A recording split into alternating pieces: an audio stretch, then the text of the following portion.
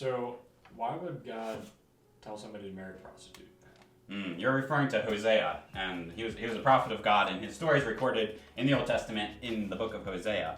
And in this book, we read how Hosea is called by God to go and marry Gomer, who is a prostitute, and he's called to have children with her. And we see that God also gives names for these children, and Hosea names them Jezreel, which not so bad, right?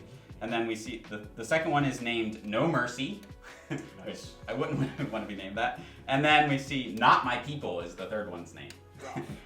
So yeah, not great names. And then we also read how Gomer leaves Hosea and goes back to prostitution. And then God tells Hosea, go redeem her back from the one who's owning her and selling her as a prostitute. Buy her back to yourself. And the reason that God is doing this is because he's showing the people of Israel what they are doing to him and being unfaithful to him. So, God commanding Hosea to marry a prostitute, isn't that commanding him to sin? It's a good question, but it's important to remember that we all have sin in our pasts.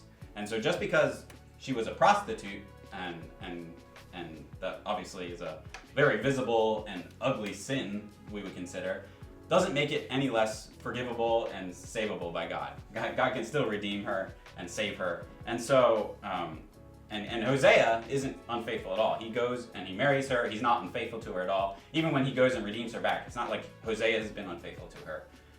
He is faithful, even when she wasn't. And so, no, definitely not.